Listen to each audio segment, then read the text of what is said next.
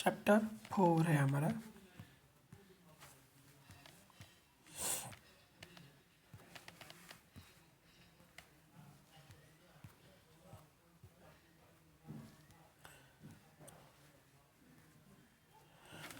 प्रश्न करा कि पाकिस्तान के वर्तमान प्रधानमंत्री कौन है?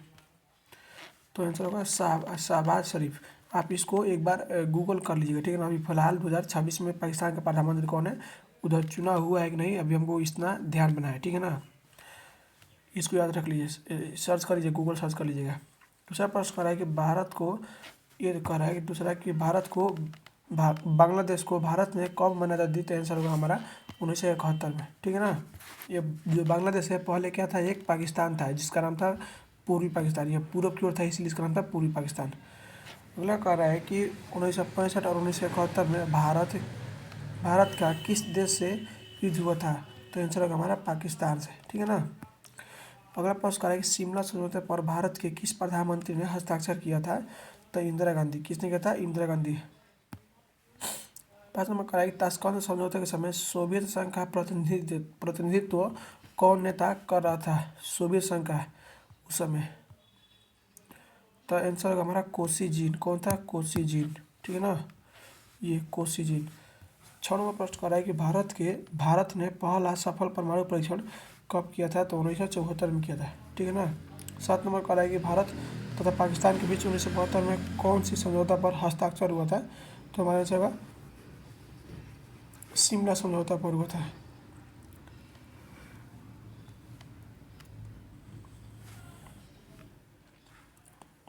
8 नंबर कह रहा है कि भारत ने दूसरा सफल परमाणु परीक्षण कब किया था? तो आंसर होगा 1998 में किया था, ठीक है ना। 9 नंबर कह रहा है कि शिमला समझौता किस वर्ष हस्ताक्षरित हुआ था?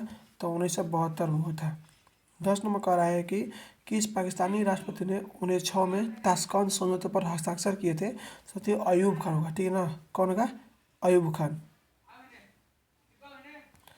11 नंबर प्रश्न कर रहा है कि भारत और पाकिस्तान के बीच कारगिल युद्ध कब हुआ था? तो आंसर होगा हमारा 1999 में हुआ था। 12 नंबर प्रश्न कर रहा है कि भारत और चीन के बीच पंचशील समझौता पर हस्ताक्षर किस वर्ष हुआ था? तो आंसर होगा 1954। कब होगा? 1954 में। 13 नंबर प्रश्न कर रहा है गुट निरपेक्ष आंदोलन कब अस्तित्व में आया था? तो 1961 में आया था। कब आया था? 1961 में आया था।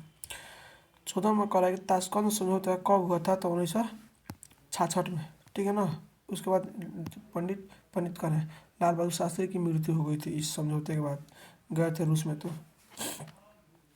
रहा है कि भारतीय विदेश नीति के आधार क्या है? तो साथियों ऑप्शन नंबर डी इनमें सभी होगा। विश्व शांति है, शांति सहअस्तित्व है और पंचशील है, यानी ऑप्शन नंबर डी में सभी होगा। 16 नंबर कह रहा है कि भारत ने बांग्लादेश मुक्ति युद्ध में कब हस्तक्षेप किया था? तो दिसंबर 1971 में था। कब था? दिसंबर 1971 में। 17 नंबर कह रहा है कि निम्न में किस प्रधानमंत्री ने नो फास्ट यूज की नीति पर पुनः विचार की बात की थी? तो आंसर होगा नरेंद्र मोदी। कौन होगा? नरेंद्र मोदी, ठीक है ना। 18 नंबर प्रश्न कह रहा है हमारा कि भारत ने परमाणु अप्रसार संधि के अनिश्चितकालीन विस्तार का विरोध किया था 1995 में किया था, ठीक है ना। 19 नंबर कह रहा है कि पंचशील समझौता कब हुआ था? तो 1954 में हुआ था। 20 नंबर प्रश्न कह रहा है कि पंचशील निम्नलिखित में से किस देशों द्वारा स्वीकार किया गया था? तो भारत और चीन के द्वारा। 21 नंबर प्रश्न कह रहा है कि भारत पाकिस्तान के बीच 1948 के युद्ध में विवाद का मुद्दा क्या था? तो भाई साहब कश्मीर था, कश्मीर के चलते युद्ध हुआ था। प्रश्न कर रहा है 22 नंबर कि निम्न में से कौन भारत का पड़ोसी देश नहीं है?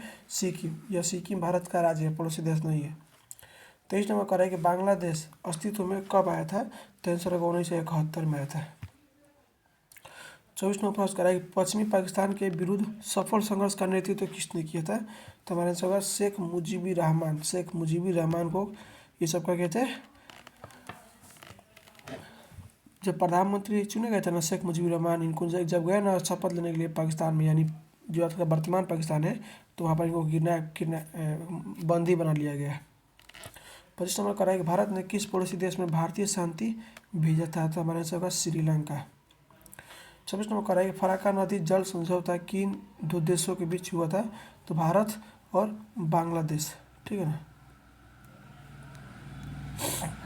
27 नंबर कह रहा है कि आनंदपुर साहिब प्रस्ताव पास किया गया था कब? तो 1973 में। 28 नंबर प्रश्न करेंगे शिमला समझौता किन दो देशों के बीच हुआ था, तो साथियों भारत और पाकिस्तान के बीच में होता है, ठीक है ना। 29 नंबर प्रश्न कह रहा है पंचशील समझौते पर हस्ताक्षर करने वाले देश थे और भारत और कौन सा, तो चीन, ठीक है ना। 1954 हुआ था पंचशील समझौता है भारत और चीन के बीच में। 30 नंबर कह रहा है कि निम्नलिखित में से कौन सा एक भारत की विदेश नीति का मुख्य आधार है। ऑप्शन है गुट निरपेक्षता।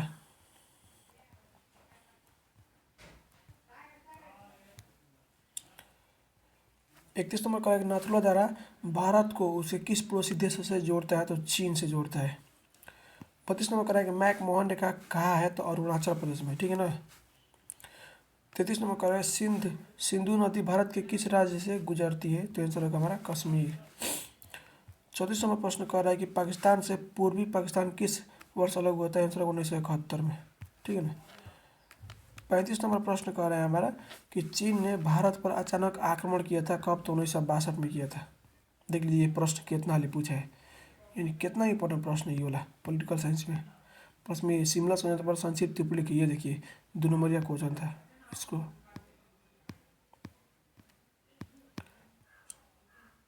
चैप्टर 5 है कांग्रेस व्यवस्था की चुनौतियाँ तथा उसका पुनः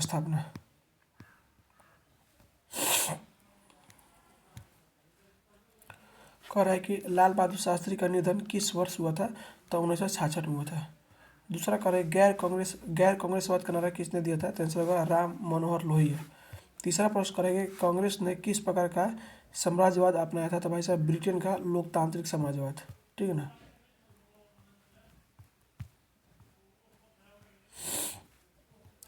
प्रश्न कर रहा है गरीबी हटाओ का नारा किसने दिया था, तो इंदिरा गांधी ने दिया था। 5 नंबर कह रहा है कि भारतीय राष्ट्रीय कांग्रेस की पहली महिला अध्यक्ष कौन थी, तो आंसर होगा एनी बेसेंट। 6 नंबर कह रहा है कि भारत की पहली महिला राष्ट्रपति कौन थी, तो प्रतिभा सिंह पाटिल होगा, ठीक है ना। 7 नंबर प्रश्न कह रहा है केंद्र में जनता पार्टी किस वर्ष सत्ता में आई थी, आंसर होगा 1977 में। 8 नंबर कह रहा है कि भारत में गैर कांग्रेस सरकार के पहले प्रधानमंत्री कौन थे, तो साथियों मोरारजी देसाई होगा। 9 नंबर कह रहा है कि भारत में राष्ट्रपति पद के उम्मीदवार की न्यूनतम आयु क्या है, तो 35 वर्ष है। क्या है, 35 वर्ष। 10 नंबर कह रहा है कि भारत के पहले गृह मंत्री थे, तो साथियों सरदार पटेल थे। 11 नंबर कह रहा है कि भारतीय राष्ट्रीय कांग्रेस की स्थापना कब हुई थी, तो 1885 में हुई थी। 12 नंबर कह रहा है कांग्रेस में विभाजन किस वर्ष हुआ था, तो 1969 में हुआ था।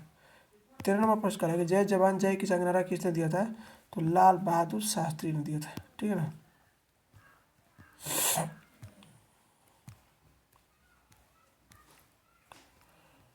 14 नंबर प्रश्न करें किसी भी राज्य की विधानसभा की अधिकतम अनुग्रह सदस्य संख्या की है, भाई साहब 500 सदस्य। 15 नंबर प्रश्न करें कि भारत के राष्ट्रपति की स्थिति तुलनात्मक दृष्टि से निम्नलिखित में से किसके समान है, यानी ब्रिटेन की महारानी के बराबर है भारत के राष्ट्रपति का उच्च पद। बोला कि बिहार विधान परिषद के सदस्यों का कार्यकाल क्या है, तो साथियों 6 वर्ष। क्या है, 6 वर्ष। कर 7 नंबर की विधान परिषद का सदस्य निर्वाचित होने के लिए कितनी उम्र आवश्यक है, 30 वर्ष। 18 नंबर कह रहा है कि विधान परिषद के अध्यक्ष को क्या कहा जाता है, तो सभापति कहा जाता है, ठीक है ना। 19 नंबर कह रहा है कि राज्य विधानमंडल में विधान परिषद को जाना जाता है साथियों उच्च सदन, ठीक है ना।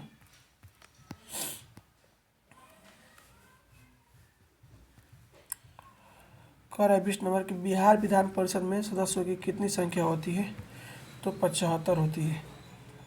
21 नंबर कह रहा है कि विधान सभा की बैठक में गण पूर्ति के लिए कम से कम कितने सदस्यों की उपस्थिति आवश्यक है, तो 1 से लेकर 10 सदस्य, फिर 10 से कम के, ठीक है ना।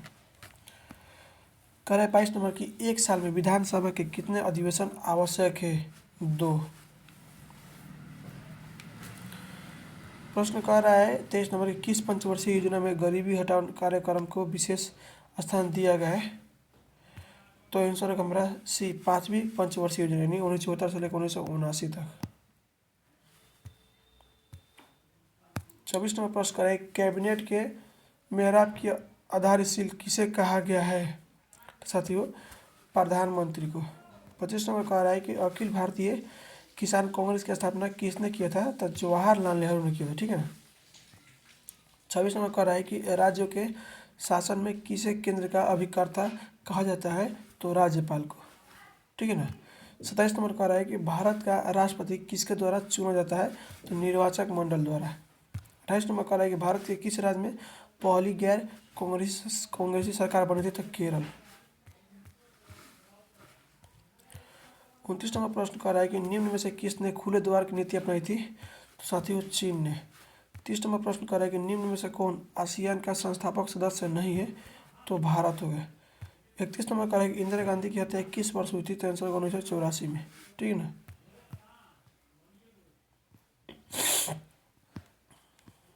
चैप्टर 6 संवैधानिक व्यवस्था का संकट।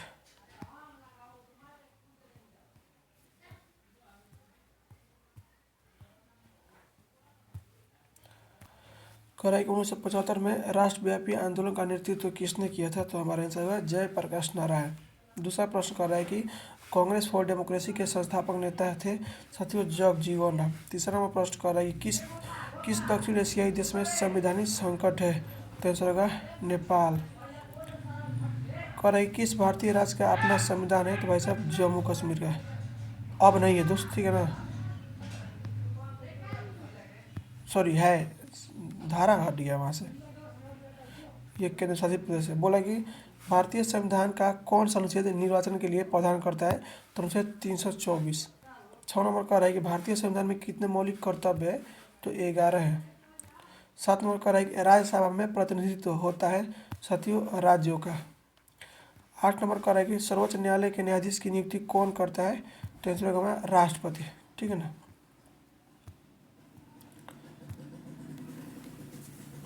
9 नंबर प्रश्न कह रहा है राज्यों के संवैधानिक प्रमुख है कौन? राज्यपाल। 10 नंबर कह रहा है किस देश का संविधान विश्व का सबसे बड़ा संविधान है? तो भारत का। 11 नंबर प्रश्न कह रहा है कि जनता पार्टी के शासनकाल में भारत के प्रधानमंत्री कौन थे? साथियों मोरारजी देसाई थे। 12 नंबर कह रहा है कि संपूर्ण क्रांति का नारा किसने दिया था? तो जयप्रकाश नारायण ने दिया था। 13 नंबर प्रश्न कह रहा है कि भारत में किस अनुच्छेद के तहत राष्ट्रीय आपातकाल लगाया जाता है? तो अनुच्छेद 352 के तहत। ठीक है ना। 14 नंबर कह रहा है कि 1974 की रेल हड़ताल के नेता कौन थे? तो हमारा आंसर होगा जॉर्ज फर्नांडिस। 15 नंबर कह रहा है कि इंदिरा गांधी ने भारत में आपातकाल किस वर्ष लगाया था? तो 1975 में। 16 नंबर कह रहा है कि जनता पार्टी की स्थापना कब हुई थी? तो 1977 में हुई थी।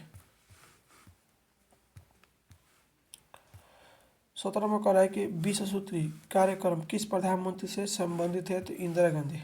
ठीक है ना। 18वां प्रश्न कह रहा है कि भारत के प्रधानमंत्री भाई साहब नियुक्त होते हैं। ठीक है ना। प्रश्न क्या है 19 नंबर की भारत के संविधान के किस अनुच्छेद के अधीन भारत के राष्ट्रपति पर महाभियोग चलाया जा सकता है? अनुच्छेद 61।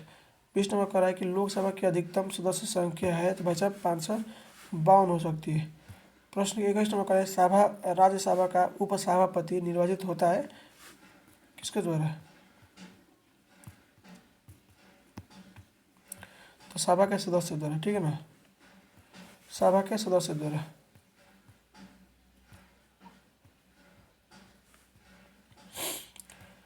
22 नंबर प्रश्न करें संवैधानिक विषय पर निर्णय देने के लिए कम से कम सर्वोच्च न्यायालय के कितने न्यायाधीशों के बीच होनी चाहिए? तो 5 या अधिक। 23 नंबर कह रहा है कि भारत मुख्य एकात्मक राज्य है, इस विचार का प्रतिपादक है? तो डी बसु। 24 नंबर प्रश्न करें संगठनात्मक ढांचे के लिए अपरिहार्य लक्षण है? तो संविधान की सर्वोच्चता, फिर स्वतंत्र न्यायपालिका, डी सी शक्तियों का विभाजन, डी इनमें सभी होगा। ठीक है ना, ऑप्शन नंबर डी। 25 नंबर कह रहा है भारतीय संविधान में समवर्ती सूची की प्रेरणा कहाँ से ली गई है? तो ऑस्ट्रेलिया से ली गई है। ठीक है ना। 26 नंबर प्रश्न कह रहा है कि समवर्ती सूची में कितने विषय हैं? तो 47। 27 नंबर कह रहा है कि अवशिष्ट विषयों पर कानून बनाने का अधिकार है केंद्र के पास। 28 नंबर प्रश्न कह रहा है कि संविधान का कौन सा अनुच्छेद संसद को राज्य सूची से किसी विषय पर विधान बनाने की शक्ति देता है? तो अनुच्छेद 249। 29 नंबर प्रश्न कह रहा है कि संविधान संशोधन की प्रक्रिया का वर्णन किया गया है अनुच्छेद 368 में। 30 नंबर प्रश्न कह रहा है केशवानंद भारती बाद में सर्वोच्च न्यायालय में किस विषय पर निर्णय दिया था? तो हमारा आंसर होगा संसद संविधान के मूल ढांचे को संशोधित नहीं कर सकती। 31 नंबर प्रश्न कह रहा है कि भारत में किस आधार पर नागरिकता का प्राप्त किया जा सकता है? तो सभी के आधार पर। आपका निश्चित निवास होना चाहिए, सरकारी सेवा भी होना चाहिए, विवाह होना चाहिए, यानी सभी के आधार पर। 32 नंबर कह रहा है कि भारतीय नागरिकता अधिनियम कब पारित किया गया था? तो 1955 में किया गया था। 33 नंबर कह रहा है कि भारत के संविधान में पहला संविधान संशोधन किस वर्ष हुआ था? तो 1951 में हुआ था। ठीक है ना। 34 नंबर प्रश्न कह रहा है कि संविधान में 42वां संशोधन कब पारित किया था? तो 1976 में। 35 नंबर कह रहा है कि भारतीय संविधान के द्वारा कितने मौलिक अधिकार प्रदान किए गए हैं? तो साथियों 6। 36 नंबर प्रश्न कर रहा है कि भारतीय संविधान का किस अनुच्छेद के तहत वित्तीय आपातकाल लगाया जाता है? तो अनुच्छेद 360। ठीक है ना।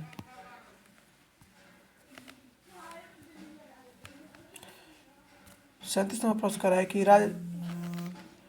ये कॉल आ रहा है, इस कॉल को रोकते हैं। जानते हैं मैसेज किस लिए, फ़ोन किस लिए किया था? क्रिकेट खेलने के लिए। क्रिकेट खेलना चाहिए। मेरा चोट लग गया, हाथ में गिर गए थे ड्रॉप मारते समय। देखिए जब भी खेलने का मौका मिलता है ना, खेला कीजिए। खेलने से शरीर स्वस्थ होता है। ठीक है ना। पढ़ाई तो होता रहेगा, पढ़ाई के लिए तो पूरा दिन बाकी है, लेकिन खेलने के लिए सिर्फ आप दिन भर में 24 घंटा में 2 से 3 घंटा खेलते होंगे। वो कहियो खेलते होंगे, रोज़ तो खेलते ना होंगे। इसलिए देखिए फिर कॉल कर रहा है। इस विद्यार्थी को बताना होगा कि आओ, देखिए इसको बोला है कि आओ मेरे द्वार पे, यहाँ से चला जाएगा, चलो मेरा ख़त्म भी हो जाएगा। ठीक है ना। जब भी मौका मिलता है तो खेलना चाहिए। कह रहा है कि भाई साहब भारत के कितना होते थे हम 37 नंबर प्रश्न से 37 नंबर प्रश्न करा कि राज्यसभा की सदस्यता के लिए न्यूनतम आयु क्या होती है? तो 30 वर्ष होती है। ठीक है ना। 38 नंबर प्रश्न करा कि भारतीय न्यायपालिका किस प्रक्रिया के अंतर्गत कार्य करती है? तो कानून द्वारा स्थापित प्रक्रिया द्वारा।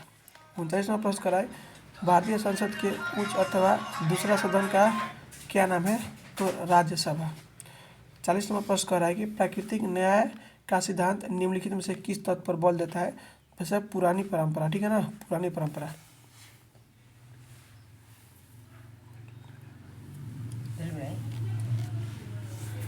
ठीक है ना। 41 नंबर प्रश्न कह रहा है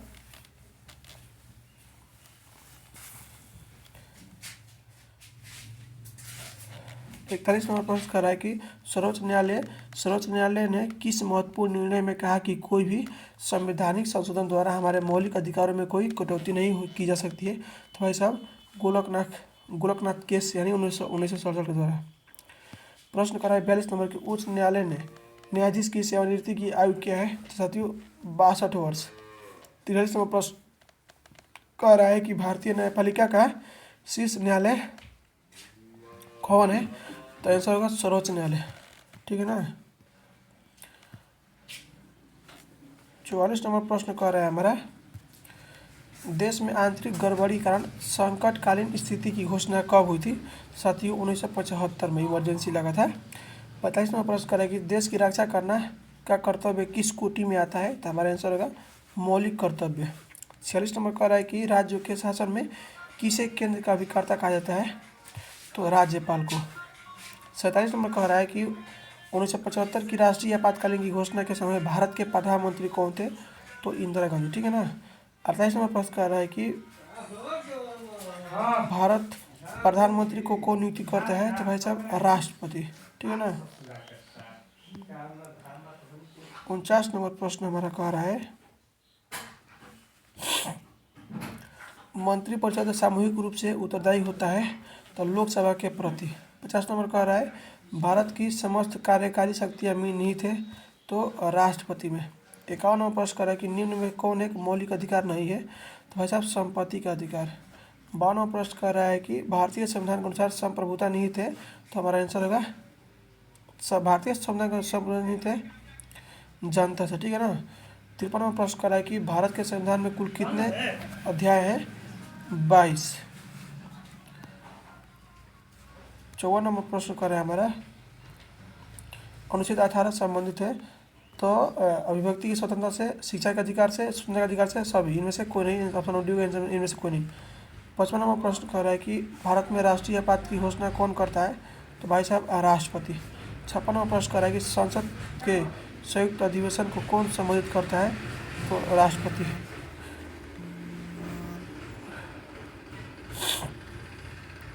57 नंबर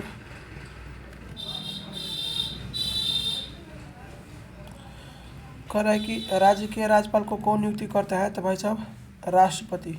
58वां प्रश्न कह रहा है कि निम्न में से कौन सी नियुक्ति राष्ट्रपति के द्वारा नहीं की जाती है? तो लोकसभा अध्यक्ष। प्रश्न करें 59 नंबर की, निम्न में से किसके विरुद्ध अभी अविश्वास लाया जा सकता है? तो सरकार के विरुद्ध, ठीक है ना। 60 नंबर कह रहा है कि लोकसभा में अनुसूचित जनजाति के लिए कितनी सीटें आरक्षित है? तो 47। कितना? 47। प्रश्न 61 नंबर कह रहा है किस अनुच्छेद के अंतर्गत पंचायतों को संवैधानिक दर्जा दिया गया है? तो अनुच्छेद 243। अगला प्रश्न कह रहा है कि भारत के संविधान के किस भाग का संविधान की आत्मा कहा जाता है? तो भाई साहब प्रस्तावना का, यानी प्रस्तावना को भारत का कहा जाता है। ये आपका देखिए, ये चैप्टर बहुत ही इंपॉर्टेंट है, इसमें 62 क्वेश्चन दिया है, सब इंपॉर्टेंट क्वेश्चन देख लीजिए। इससे कितना सवाल पूछा है देख रहे हैं, 23 में 11 को पूछा है, सब 11 को 19 को, ये देख लीजिए कितना है। ये चैप्टर को याद कर लीजिए किसी भी कीमत में, चैप्टर 6 को। ठीक है, आज के लिए हम यहीं पर रहने देते हैं, कल हम आपको शुरू करेंगे चैप्टर 7 से। ठीक, जा रहे हैं खेलने। धन्यवाद।